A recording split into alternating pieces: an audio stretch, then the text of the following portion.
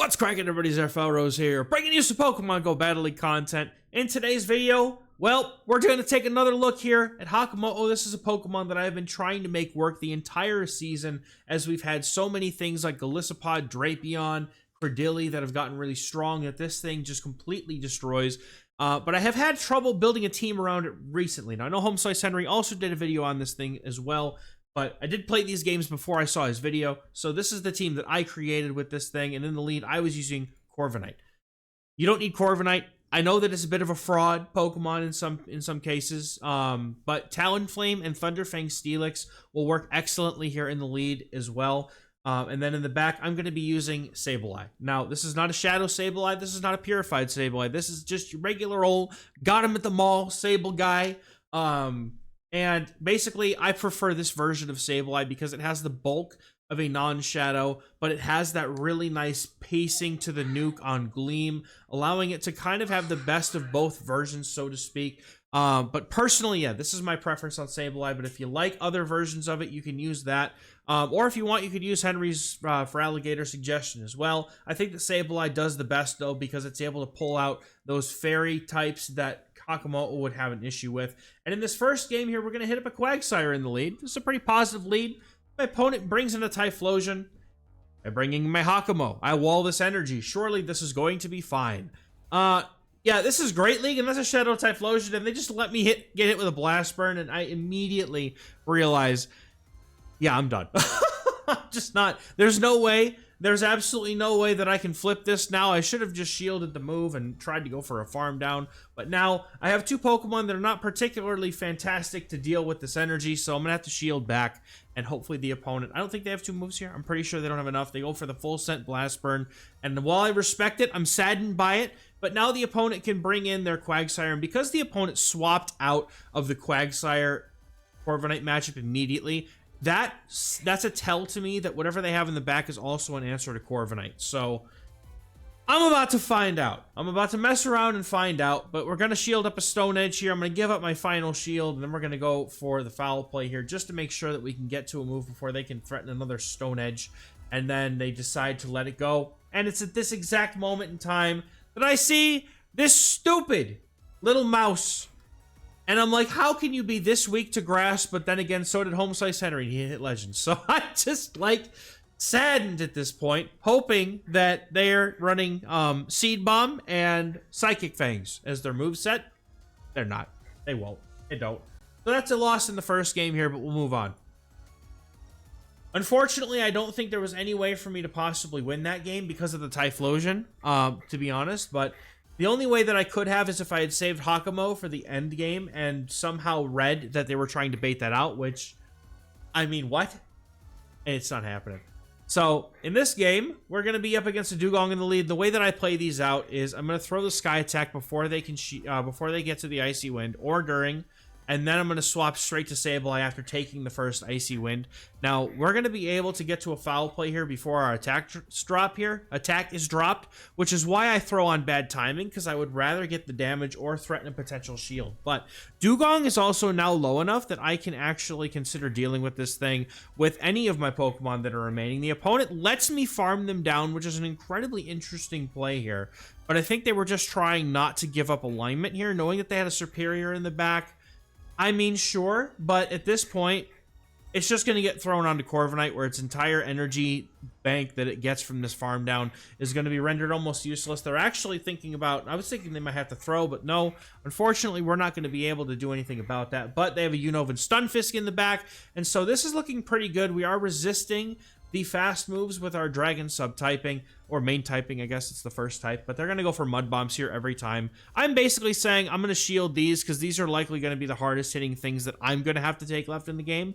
I am only doing this and saying this because obviously I know an Aerial Ace or a Frenzy Plant will do more, but because I was able to switch as quickly as I did, I am not worried about the chance of the Corviknight not being locked onto that Superior. So opponent does, however, make the switch, and I'm bamboozled, thinking all of my logic is being unraveled here. But Aerial Ace isn't going to do enough to matter, and honestly, the Corviknight can just farm this down, and even though the energy from Corviknight is completely resisted on the Unova and Stunfisk, if I get this farm down, I will be very happy to just go ahead and go for 2 moves. I don't think they can even knock me out with a move from this range. So if I can get 2 Sky Attacks off here, which I should be able to get pretty close to, we're just chilling. So I'm going to go for 1 Sand Attack and then the move here to make sure I get a little bit of super effective damage in there. Not that it does much, but now I know how much the Sky Attack does, and I can go for the next Sky Attack. This will be pretty much enough here to knock out the little pancake that could, and that's going to take us this game after we, obviously, farm down because I ain't staying in there. You have a little bit of HP left. You get out. You go and snipe him. That's it. All right. My nemesis, the Talonflame. This is very difficult. I'm straight to Sableye here every time opponent comes in with a Gastrodon, and so I'm going to try to mind my timing here. I'm going to go for foul plays. I could have gone for a Gleam. Would have left him a little bit lower, but I think that 2 foul plays here is still going to be nearly enough, and the opponent's going to be forced to shield this next one, and we got all this before they could even get to the Earth Power. So they're never going to throw before they get to the Earth Power, and if they do, I'm okay with shielding this, because the worst that I'm going to have to take here now is a Body Slam if they bait. But they don't bait, which means now we do have switch advantage, but it's at the detriment of one of our shields, so I have to hope that Hakamo can live a flying type charge move, or somehow we can redirect the energy. The opponent, however, gives up their own shield in order to keep their Talonflame healthy, and now I'm thinking maybe they shield this too? Huh? And they do. Okay, so now I'm in a really good spot here because I know that my Hakamo can live a fly. I don't think it can live a Brave Bird, but what I do instead is I come in with Corviknight because they're about to pretty much be at 100 energy, and I'm going to force them to throw that energy into my Corviknight and then swap in my Hakamo and say, you know what, I don't know what's in the back yet, but I hope it doesn't beat my Hakamo. I'm going to shield this up because it will be super effective, and then the opponent going for another one, and I'm like, no, please, not the Brave Bird. Not the Brave Bird, but they're not running Brave Bird, but that does nearly knock us out. I can get this farm down. What's going to be in the back? It's Annihilape. I'm going to break blindly here because I'm thinking, what is the chance that whatever this comes in is resisting fighting? Yep, it does, but that's the... See, here's the thing.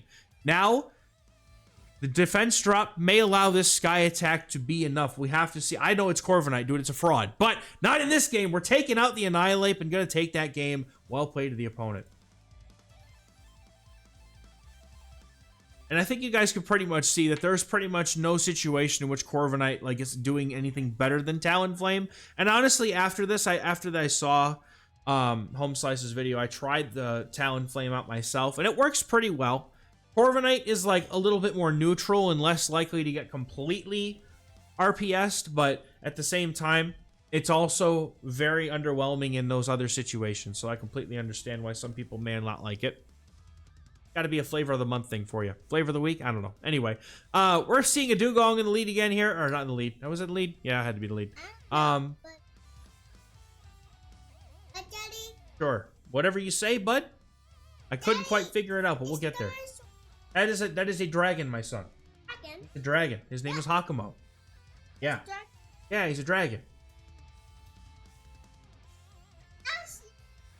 They are beautiful Pokemon. His name is Sableye. He's got gems in his head. Yep.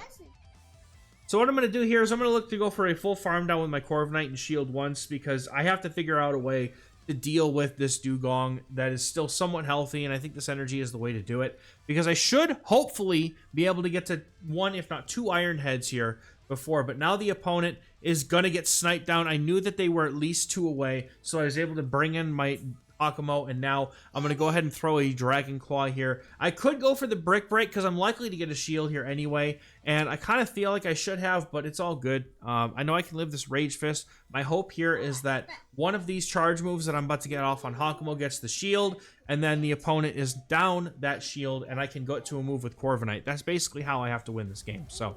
We're going to be able to get them down, however. The opponent not shielding the Dragon Claw. We come in with Corviknight. Can we get the Sand Attack down? Yes, absolutely. And then we can Sand Attack down the Marowak for the win. Good game. Very close one. Next game up, though, we got Corviknight on the lead versus a Shadow Drapion, and this is a pretty decent lead. The opponent likely to swap out, and that gives me the option, if they do, to figure out my alignment plan. Do I want to get my Hakamo on the Drapion? Do I want to keep Corviknight on? Do I want to keep Corviknight on the Drapion? It's a very nice situation where I have 2 very strong answers, but now opponent comes in with a Dugong, and I throw an alignment like a bozo. So, basically, my plan here is chip with Corviknight, maybe get a shield, and at this point, I'm thinking, can I just take the next I want to take the next move from them and hopefully live it, and then I should be able to swap out and store the energy. So that's what I'm going to look to do, except I think maybe I shielded. I think I shielded. I look away for a second, and it's so fast, I forgot what I did. But y'all saw what happened, so I'm not worried about it. Opponent's got that Dugong. I just put my Sableye in here because this is at least the matchup that I want. Alignment's not going to be super duper necessary to me until they bring in the Azumarill, and now all of a sudden alignment is incredibly important, and I'm throwing Dazzling Gleams faster than I can blink. Now, I'm hoping that I can just weaken this thing down enough. The Sableye is basically my ticket to making this game winnable. I have Hakamo in the back for that Drapion, and I am absolutely fine with that, but I need to come straight in with my Corviknight here and try to make some magic happen. Hopefully the opponent decides to maybe save that shield for the Drapion, but we're going to go for the Iron Head here. If the opponent's going to shield, they're going to shield, and if not, then it's going to get them low enough, but they will go ahead and shield here. But these charge attacks being thrown at this point, that's 3 of them. This is going to be enough for me to wait out my timer after this, come in with Hakamo, try to farm up some energy, and catch a move on Sableye. So that's what I'm going to look to do here, except it's not quite there. I'm in shambles. Wait, no, 5 seconds. That's it. 5 moves. The clock is up. I'm a happy person right now. I'm able to catch that move, and that is going to win us the game because a Brick Break will still do enough from the range that we're at. However, I just have to make sure that they don't, like, get a move and swap out and do some shenanigans. They're staying in. Hopefully this Brick Break is enough. It's not. Opponent swaps out. If they have a charge move banked, I'm hosed. Let's find out. If they have that Ice Beam, if they have the Ice Beam, then I'm done. And that's all there is to it, and that's okay. But we're going to be able to hit the Dragon Claw off. Somehow that was a CMP tie. Somebody lagged, and it's unfortunate. But the energy is indeed walled here. We can just farm down, I believe. But, yep, the opponent not going to be able to get to that move. Now we just wait for whatever comes in. And if it's the Azumarill, we're going to be going for the Brick Break. No, the opponent comes in. They didn't have the move. I was trying to go for it, and then there was some point my brain just locked in, said they're not going to come in with the Azumarill right now if they have a move. And they did. So thankfully, that's going to allow us to get the Brick Break off against the Dugong and take the game. Well played. And that's a 4-1 set we get to start off with, which is pretty nice. I like that. So we're going to hit the next game off into a Shadow Sableye lead. And this is kind of awkward, right? You can never really bring in... I can't really bring in my Sableye at this point. I'm going to have to basically do what I do with other neutral leads and just take some damage, do some damage, and then swap in again at some point. Now, we're going to go for the Iron Head here. I feel like the opponent having a Shadow Sableye is going to make them really want to invest a shield, and they do. So being up a shield is going to be really nice to be able to come in with my own Sableye, just in case. I don't remember if they're at the Gleam or one short, but they go for the foul play. I'm going to respect the fact that they probably have Gleam, and then the opponent brings in the Azumarill here, and that is going to be a little bit of an awkward one, because if I want to get rid of this thing, I have to spend at least one more shield. But I am also realizing that Hakamo could do fine into the Sableye if we can keep a shield going for it. So I expect the opponent to CMP here, but unfortunately they go for the extra bubble, which is going to leave me in an awkward spot. I'm going to let it go. Maybe they get cheeky and throw an Ice Beam, but they go for the Play Rough. I don't think I live an Ice Beam, to be honest, anyway, but we are going to be able to hopefully eat the Ice Beam, and then this thing should be low enough where I can get Hakamo in to start farming down, but the opponent decides they're going to come in with their Sableye, and I go for a catch here, knowing that this has to be, if they threw a foul play, which is going to help here. Now, if they get to a Gleam, I'm done. So, like, I'm pretty much just going to have to try and see if I can farm down. Opponent doesn't need, either they're not going to do another move or they're throwing what they have. Just a foul play. I can now farm down, and I'm fine with that. Now, opponent has the Azumarill and a Clodsire, and I'm being just completely out-bulked here. Unfortunately, the opponent, like, if I still had some health on Corviknight, I could try and play this out, but they're going to Poison Sting me down. Stone Edge, Earthquake, doesn't matter. They're going to get the win. Good game. Annihilape in the lead. This is not good. I'm going to swap straight to a Sableye here just to force them to swap out. Then I get hit with the Shadow Jump Bluff. And, you know, sometimes you just wonder how you could get countered so badly. So very, very badly.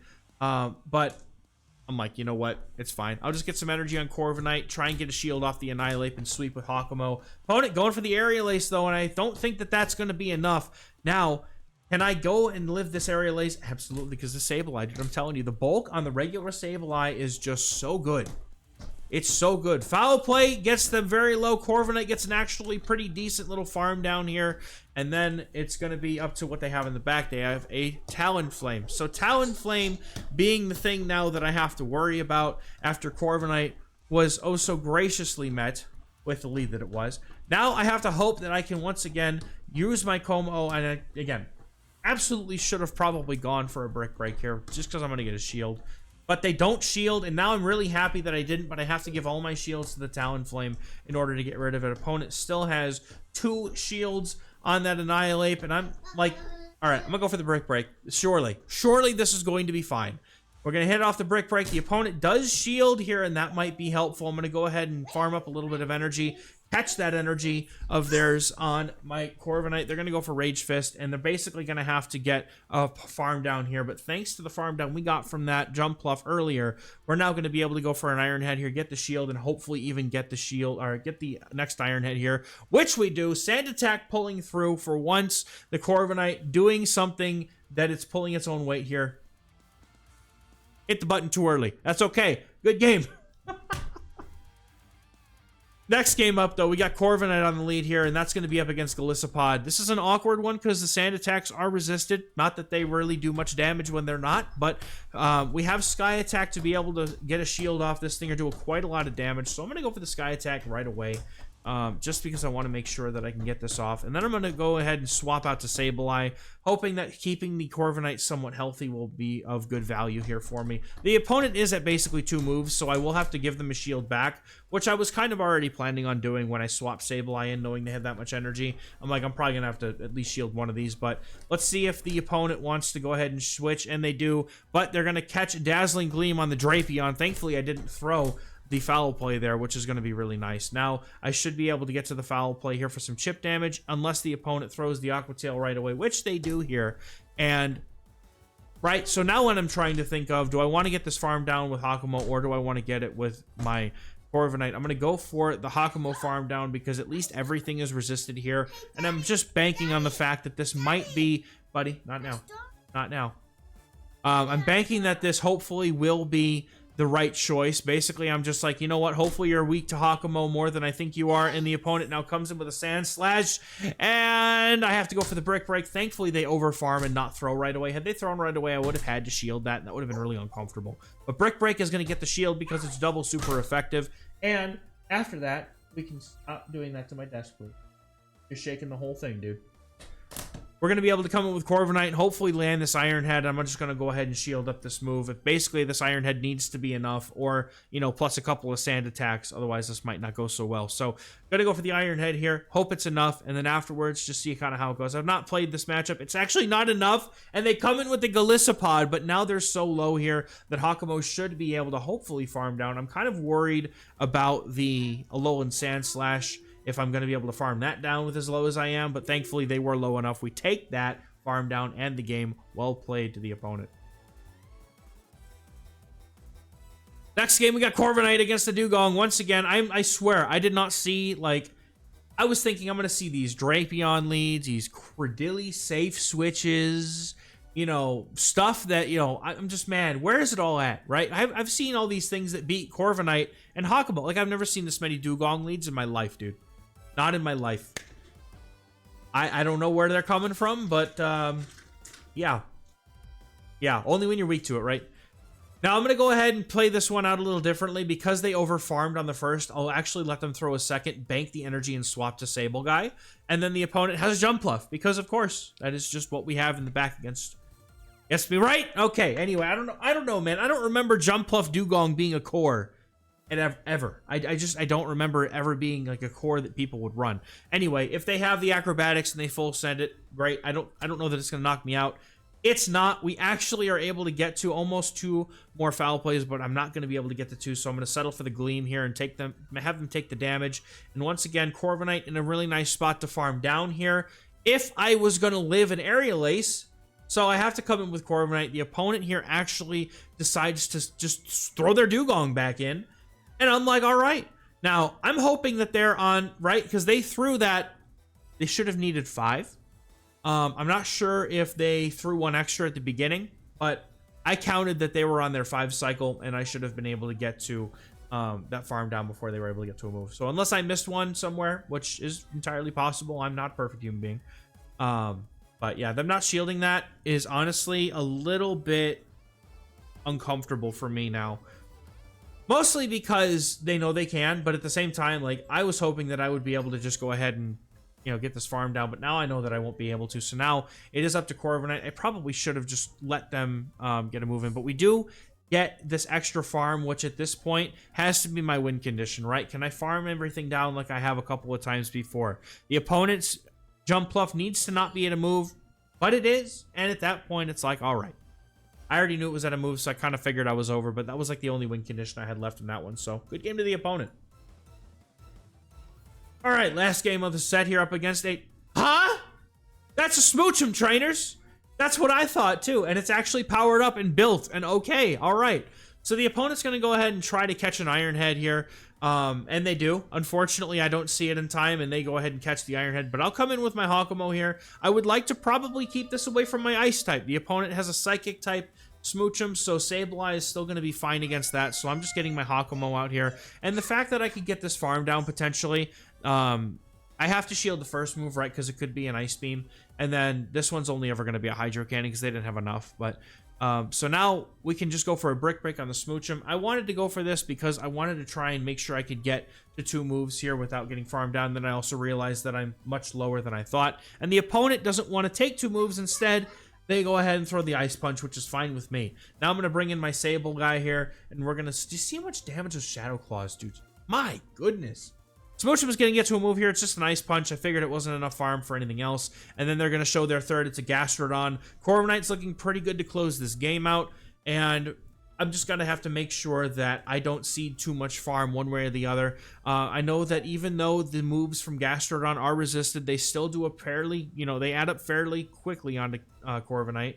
But we are having them down now in a range where any one move won't knock out. But it'll get close, and so I'm hoping that maybe we can farm down here. At this point, though, I'm just going to go ahead and let this go because I know it's a Body Slam. I got to play this out the way that I would, you know, just have to try. We're going to get to this Iron Head here. That's going to be reached against Smoochum, and then we should be able to just farm down or get to the, not farm down, get to Sable Guy's Foul Play, not farm down. But we're going to, I was thinking about farm down the Smoochum, but like the Smoochum's gone. I don't know. Anyway. Bro, sometimes you just need that mental rest. Anyway, thank you all for watching. We'll catch you all in the next one as always. Appreciate y'all. Hopefully you guys got to have some, you know, interesting, but found a nice alternative way to use the Hakamo team because I think the Pokemon itself is extremely good in the meta at the moment. So, yeah, that'll do it for me for today's video, guys. Thank you very much. Catch you in the next one. Bye-bye.